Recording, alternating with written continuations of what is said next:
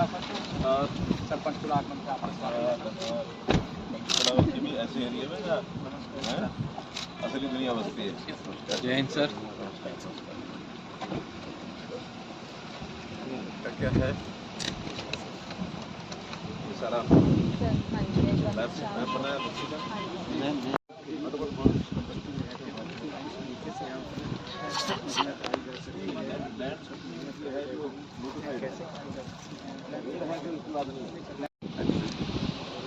है ना और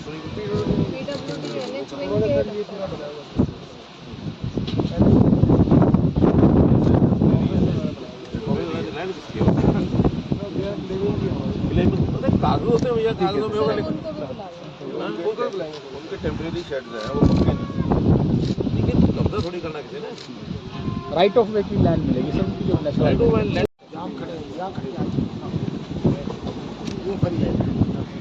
जहाँ खड़े हैं ये ग्रीन सर ये जो वाइट वाला ये कहाँ है घर सर ये छोड़ो ना ये वाला खाली इसमें जो दिख रहा है ये बाकी सारा इधर से दिखा जायजा लिया जा रहा है। आप देख सकते देखिए पीछे पत्थर ये सिर्फ इसका इलाका है। गौशाला वैसे बनाई रिपोर्ट करो क्या कुछ सर संभावनाएं आपको यहाँ पर लगी? देखिए मित्रों, पंचकुला का काफ़ी एरिया अब ऐसा इलीगल एनक्रोचमेंट के अंदर आया हुआ है जिसके अंदर ये खड़गपुर का एरिया है, इसी में राजीव कॉलोनी का इंदिरा कॉलोनी का भी एरिया इसमें आया हुआ है।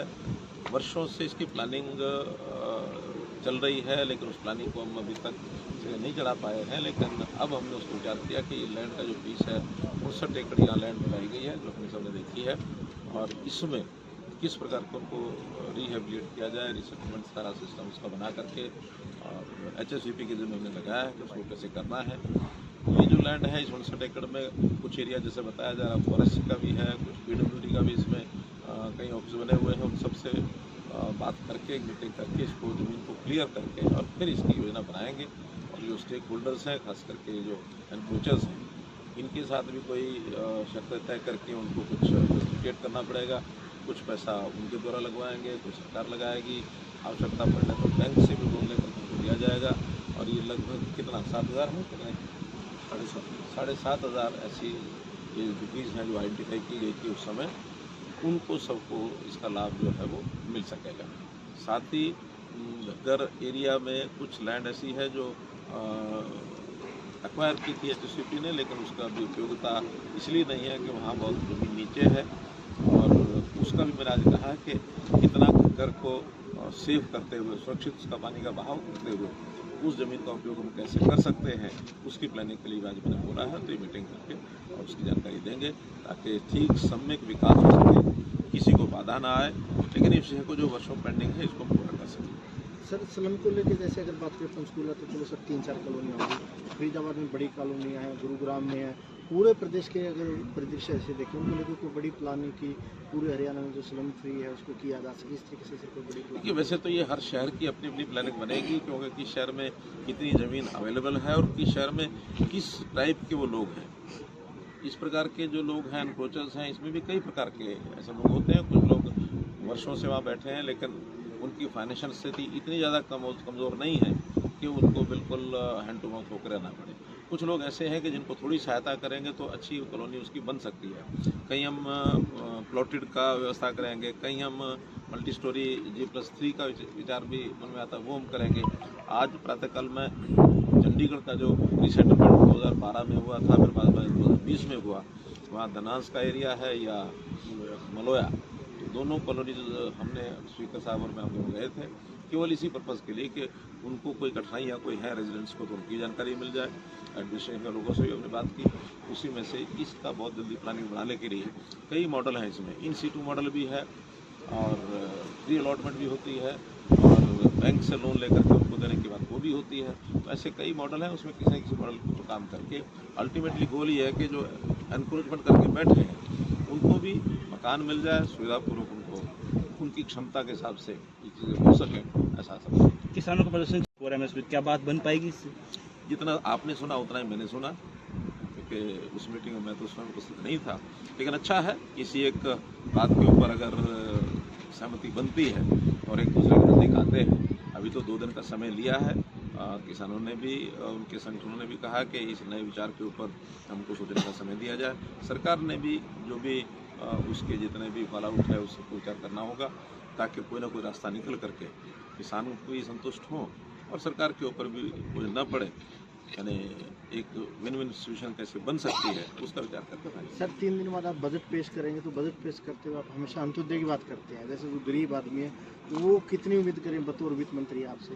देखा जाए तो आज का ये मेरा भ्रमण है उसी कारण से ही है कि इन गरीबों को भी सुविधापूर्वक इनके मकान बना के दिए जाए। और अंत्योदय की बात करते हैं, लोकहित की बात करते हैं, निश्चित रूप से इस बजट में उसकी झलक मिलेगी। फाइनली जब पेश हो जाएगा तब बात करेंगे। सर आखिरी सवाल, राष्ट्रीय परिषद की बैठक हुई दिल्ली में 2 दिनों की, अधिवेशन में क्या कुछ निकला सर? देखिए, क्योंकि चुनाव से पूर्व की राष्ट्रीय परिषद की बैठक थी तो मुख्य रूप से आगामी लोकसभा चुनाव उसी पर फोकस था।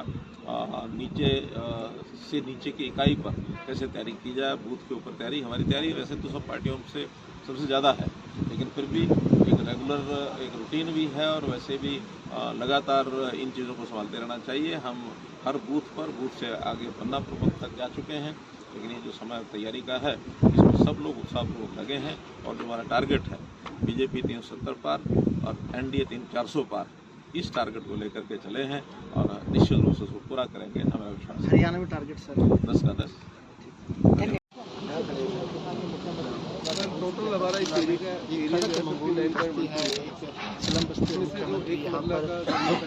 योजना कैसी हो सकती है उसका जायजा मुख्यमंत्री यहाँ पर ले रहे हैं। और बाकी जो मुख्यमंत्री साहब के साथ नाले के साथ है वो 24/23 एकड़ अधिकारी हैं, क्रिमेशन ग्राउंड 2.4 एकड़ और मिसलेनियस यूज पार्क टोटल मिलाकर सर हमारा यहाँ पर निवास है। सर इसमें जितना भी किसी कलर्ड एरिया दिख रहा है सर ये सारा लिस्ट में क्लोज्ड है। केवल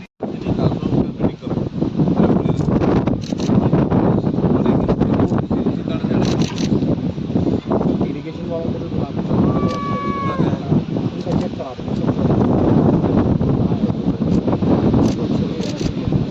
इन सारे डिपार्टमेंट चीज़ें क्लियर करो और फिर उसमें बात करो कि ये लैंड हमारी क्लियर है, उस पर कैसे बढ़ाना, क्या करना, उसकी बात करो।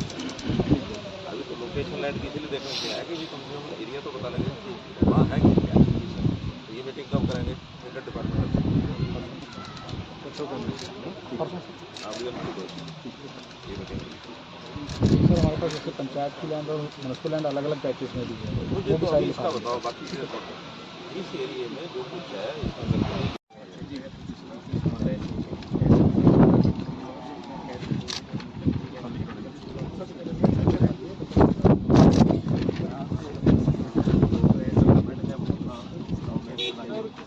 यहाँ से होगा 8-9 मीटर